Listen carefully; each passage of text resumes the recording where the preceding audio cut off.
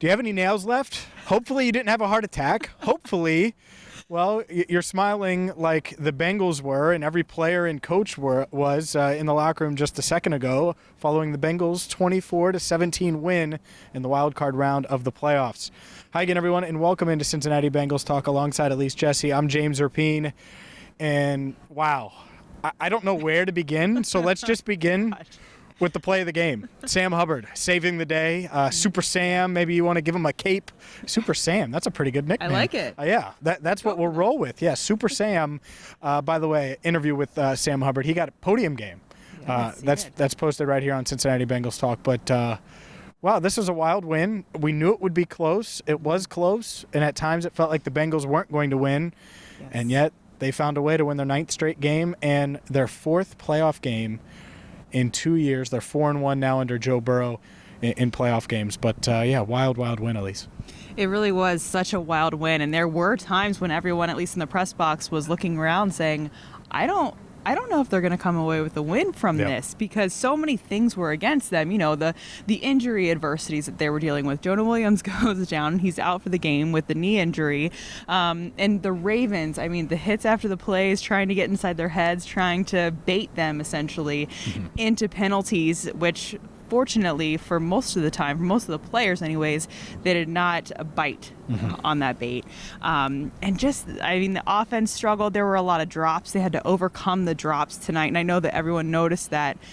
They really got to clean it up next game, because now you go into Buffalo and you're facing the Bills team that is going to have their A game ready for you. No doubt. And that's the thing with this team is, and I just, every single time it feels like they're out of it. And they're going to lose. And I felt that way multiple times last year during their postseason run, certainly tonight at times. And they just make a play. Like Tyler Huntley was dicing them up. And he ran for 36 yards down at that corner of the end zone. And Jesse Bates, hustle play, pushes him out of bounds at the 2 or 3 yard line. And then what happens? Someone makes a play. And that someone was Logan Wilson. And then Sam Hubbard, who was clocked at, and Daner had it, I think Next Gen Stats had it, 17.4 miles per hour, which he said he wanted to be in the 18s.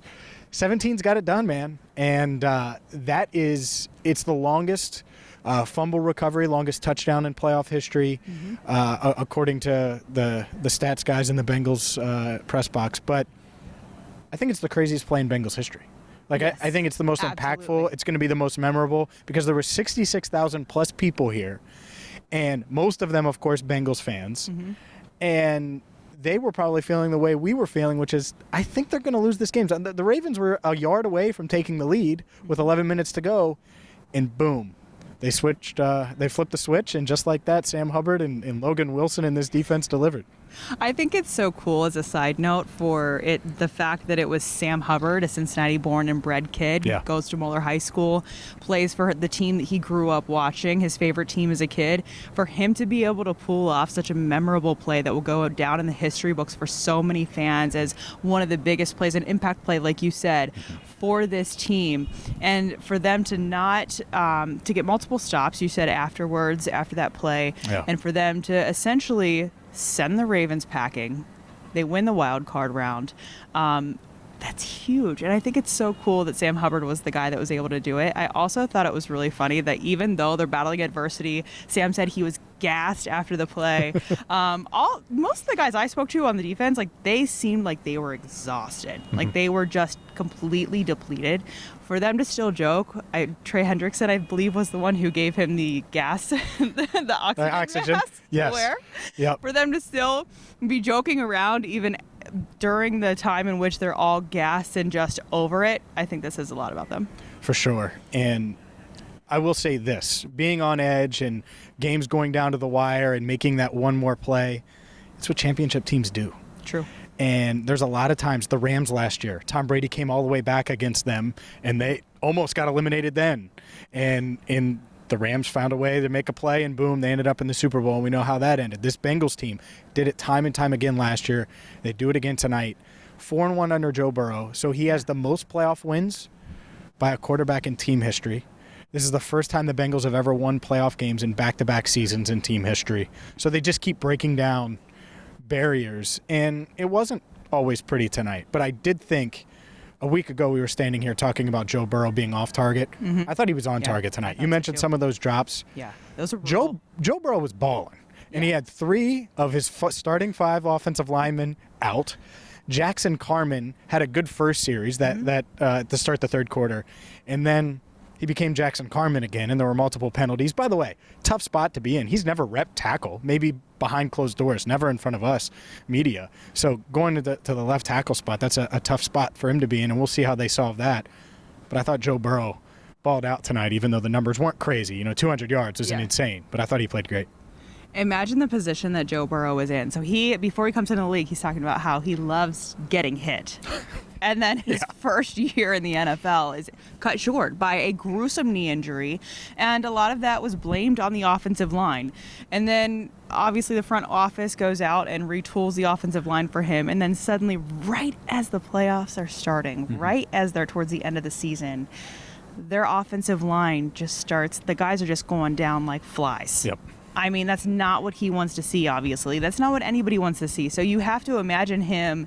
I know that he will never say that injury sticks in his mind, but you have to think of him like, okay, the guys that I want initially are not protecting me right now. Like, he has already gotten better this year at protecting himself, and he has to continue to do that, and he has to elevate his ability to protect himself even more now, unless they go out and sign somebody else onto the offensive line. I think Jackson Carman held his own well, and I believe that he was probably practicing that left tackle position all week. Otherwise, I don't think that Frank Pollock would have put him in that position. They had to have been practicing with him, at least to get him up to speed enough so that he could protect Joe Burrow as much as he possibly could. Yeah. But I don't know. I don't know if, an offensive line with just 2 starters, original starters, is going to last all the way through the playoffs. They are like limping into the next round, it seems like. You said sign someone. I think a video. I sense a Monday video coming about someone named Andrew Whitworth. Oh my gosh, do spoiler, not start, spoiler. James, I might do it again. Hey, that man, did he or did he not play left tackle? that man wear his sweatshirts and his blazers. He's going to wear TV. his sweatshirts in Buffalo next week because it's going to be cold and he's going to get warm. I didn't start it. I'm starting. I'm telling you now, there will be a video Monday about the pros and cons because you're telling me left tackle. Anyways, we'll save that for another day. But yeah, this team just continues to find ways, and at the same time, this is the last time this offense can play the way they did tonight, where you only get 1 touchdown in the second half, really inconsistent. You give up. You struggle. You had the 1 turnover as well, and that was a big part of it. But going into Buffalo, they're going to have to score a lot of points, and so to your point, will this offensive line be able to hold up? Because in the other part, the drops. Yeah, they drops have to, were brutal. They have to be sharper too. T. Higgins, Jamar Chase, you can't be dropping balls like that in the playoffs. Yeah, and so there are some things they need to clean up. But, and I've said it all year long, and it was really tough when it was 0-2 because I said, there's some things they could clean up and they'll be fine. Well, when you lose and you have to clean things up, it's much, much tougher, especially this time of year. It's much easier when you get the win. And the Bengals, they got the win 24-17. Heck, there's so much we could talk about. Evan McPherson missing. So much. The extra point, people are concerned about him. We'll see. He does have to be better. I don't want to have to think about him kicking extra points, which now we suddenly do. Overall, though, I think that this team, they continue to find ways, and they're going to need to again next week against the tough Buffalo team. They play at 3 o'clock on Sunday at Highmark Stadium in Orchard Park. The fact that they were able to pull out a win over, we've talked about it all week, how that this is the best defense that they will probably see in the playoffs. Roquan Smith and Patrick Queen take away the middle of the field, essentially, which is something that the Bengals have relied on, especially when they were getting hit with cover 2 and they were not able to overcome cover 2 at the start of the year. They would go towards the middle of the field. And Roquan Smith and Patrick Queen, I mean, they made it much harder on Joe Burrow tonight. He had to think a little bit more, and he is a very fast problem solver, which is a big skill set of his. But yeah, the fact that the Ravens signed Roquan Smith to a $100 million deal, and I think that Joe Burrow was a big reason for that.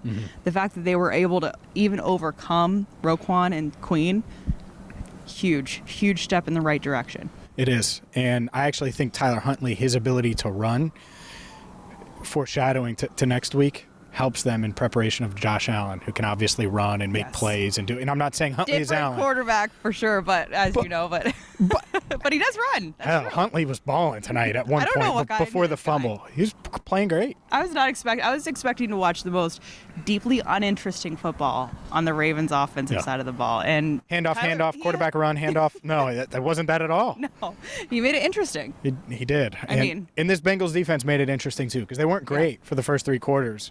But then they showed up in the 4th quarter and really made a difference. Man, it's wild, and that's going to do it for us. Hopefully, you check out all of our videos here on Cincinnati Bengals Talk. There's a ton from Joe Burrow, Zach Taylor. Oh my goodness, just so many videos. So check all those out. Hit the subscribe button. Make sure you check out the OT with Elise Jesse this Thursday. Something tells me you'll be previewing Sunday's matchup against the Bills. Yes. And we will have you covered with an Andrew Whitworth video tomorrow, because you better believe that Melissa Whitworth is going to left tackle. He plays left.